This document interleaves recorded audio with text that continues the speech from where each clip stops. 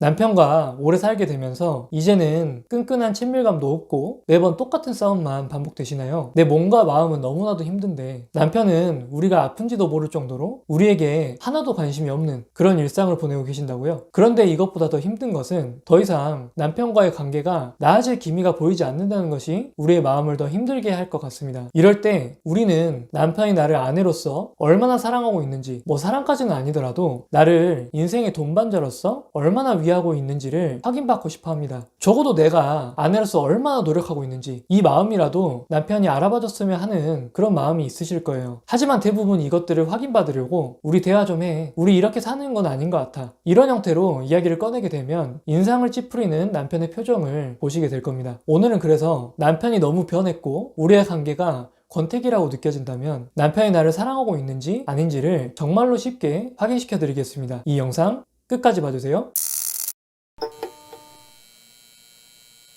사랑에 관해서 우리가 가장 흔하게 듣는 말은 사랑의 유통기한은 3년이다. 열정적인 사랑은 그렇게 오래가지 못한다. 이런 이야기들은 한 번쯤은 들어보셨을 겁니다. 맞습니다. 사랑에 관한 주제로 세계적으로 가장 유명한 헬렌 피셔 박사는 사랑은 3가지 단계를 거친다 라고 이야기를 합니다. 이 3가지 사랑의 단계마다 실제로 우리 몸에서 일어나는 이 반응들이 완전히 다르다고 해요. 첫 번째 단계는 성욕의 단계입니다. 이 단계는 통상적으로 알려진 진짜 사랑이라기보다는 인간의 생존과 번식, 본능적인 모습에 가까운 부분이라고 생각하시면 될 것 같아요. 우리가 흔히 남자들이 짧은 치마를 입은 여성이 옆에 지나가면 자신도 모르게 이렇게 눈을 흘깃 하는 모습을 보이시잖아요. 이 정도로 특정 대상에 대한 어떤 사랑이 아니라 이성에게 본능적으로 그리고 성적으로 끌리는 느낌이라고 생각하시면 될 것 같아요. 그래서 이때에는 테스토스테론과 에스트로겐이 우리 몸에 분비가 된다고 하죠. 두 번째 단계는 매력의 단계라고 합니다. 이때는 우리가 잘 알고 있는 열정적인 사랑의 단계라고 보시면 될 것 같아요. 우리가 특정 사람에게 완전히 집중된 단계입니다. 다들 아시겠지만 상대방의 좋은 면만 보게 되고 매력적인 모습만 보게 되는 그런 단계죠. 이때 우리 몸에서는 아드레날린이 분비되어서 심장이 콩닥콩닥 뛰게 되고 도파민이라는 호르몬이 분비돼서 한 사람에게 빠지고 그 한 사람과 같이 있을 때 기분 좋고 행복한 감정만 느끼게 된다고 해요. 실제로 이때 뇌를 분석해보면 마약에 중독된 그런 사람들의 뇌와 비슷한 모습을 보인다고 하죠. 그래서 이때는 잠을 안 자도 피곤하지 않고 웬만한 힘든 일이 있어도 별로 크게 스트레스를 받지 않는다고 해요. 그리고 이 열정적인 사랑의 단계를 지나면 세 번째 단계인 애착의 단계로 넘어간다고 합니다. 이때는 뭔가 열정적이고 가슴 떨리는 그런 느낌은 없지만 상대방과 있으면 안정적이고 편안한 기분을 느끼는 단계라고 해요. 아마 지금 결혼 생활을 하고 있는 대부분이 공감을 하실 것 같습니다. 남편을 보면 이렇게 떨리고 보고 싶고 이런 느낌보다는 오래된 친구 같은 그런 느낌을 많이 받으실 거예요. 이때는 우리 몸에서 옥시토신이라는 호르몬이 분비되고 서로 같이 있으면 그런 안정감을 느끼게 만들어준다고 해요. 아마 대부분은 이 애착의 단계에서 남편에게 실망을 많이 하셨을 거라고 생각이 들어요. 내가 알던 남편이 맞나? 이런 생각을 많이 하셨을 거예요. 남편과 불타는 사랑을 하는 그 두 번째 단계에서는 남편이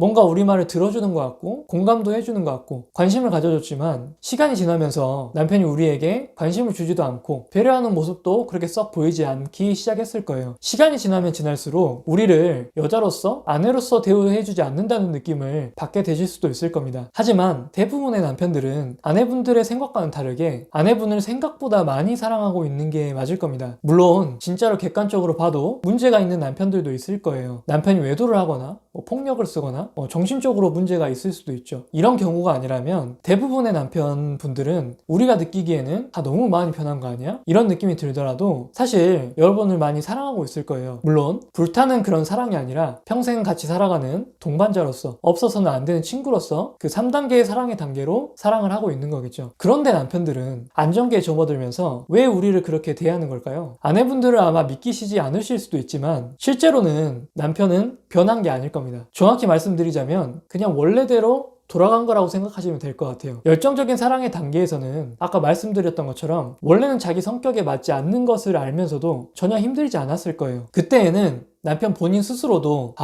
사랑의 힘이 내 자신을 완벽히 변화시켰다 이렇게 착각을 했을지도 모릅니다. 하지만 사실 이제 도파민과 아드레날린 같은 신경 전달 물질이 더 이상 분비되지 않다 보니까 남편도 원래 본인의 성향대로 다시 돌아간 것일 거예요. 이렇게 말씀드리면 주변에 배려와 공감이 몸에 밴 이런 남자들도 있지 않나요? 라고 이야기를 하실 수도 있습니다. 맞습니다. 그런 남자들이 있긴 있을 겁니다. 하지만 여러분들도 아실 거예요. 그런 남자가 그렇게 흔하지는 않다라는 걸 말이죠. 그리고 그런 남자랑 산다고 해서 무조건 행복할 것이냐? 사실 그렇지도 않습니다. 배려와 공감이 몸에 밴 남자들은 사실 가장 큰 약점이 있을 수도 있거든요. 바로 자신의 아내한테만 배려하고 공감하지 않는다는 사실입니다. 모든 사람에게 배려와 공감을 할 가능성이 많거든요. 남들에게 돈 쓰는 것을 아끼지 않을 수도 있고, 불쌍한 척하는 사람에게 사기를 잘 당할 수도 있고, 동정심을 자극하는 그런 특정 여성들과 외도를 하게 되는 그런 경우도 있거든요. 물론 시대가 변해가면서 가정 안에서만큼은 자신의 아내를 배려하고 헌신해야 된다는 그런 것들을 학습한 남자들은 이제 점점 늘어갈 겁니다. 저처럼 말이죠. 죄송합니다. 하지만 이 공감 능력도 없고 배려라는 것들을 잘 모르는 이 남자들은 과연 부모님들이 아들을 잘못 가르친 걸까요? 사실 또 그렇지는 않을 겁니다. 뇌과학적인 측면에서도 남자들은 태어날 때부터 여자들보다는 공감 능력이 떨어져 있다는 것이 이미 밝혀져 있습니다. 그리고 아직까지도 사회적, 문화적인 측면에서는 공감 능력과 배려심이 뛰어난 남자가 그렇게 높은 가치로 평가받는 일은 굉장히 드물거든요. 그에 비해서 돈을 잘 버는 남자, 힘과 권력을 잘 이용하는 남자, 전문적인 지식과 능력을 갖춘 남자, 이런 사람들이 오히려 높은 가치를 가진 남성으로 평가받습니다. 이런 사람들에게 공감 능력과 배려심? 이건 별로 중요하지 않은 능력일 수 있어요. 아마도 남편이 변했다고 느꼈다면, 그래서 부부 사이에 권태기가 찾아왔다고 느낀다면 저는 딱 두 가지만 확인해 보라고 말씀드리고 싶습니다. 첫 번째는 남편이 다른 여자를 만나고 있는지를 확인해 보시는 겁니다. 공감 능력과 직관이 뛰어난 아내분들의 육감을 절대로 벗어날 수가 없을 거예요. 이런 경우라면 남편은 방금 말씀드린 사랑의 첫 번째 단계인 욕정이나 두 번째 단계인 열정적인 사랑의 단계를 아내가 아닌 다른 사람을 통해서 느끼려고 노력을 하고 있는 그런 경우일 겁니다. 남편이 외도를 하고 있지 않다면 두 번째로는 직장이나 특정한 주제로 스트레스를 받고 있지 않는가, 이것을 한번 확인해 보시면 될 것 같아요. 이런 경우라면 남편은 지금 자신 말고는 아무것도 보이지 않는 상태일 거예요. 아내를 사랑하지 않는 것이 아니라 제 코가 석자인 것이죠. 마치 전쟁을 하다가 본인이 적의 총을 맞았는데 이 상태에서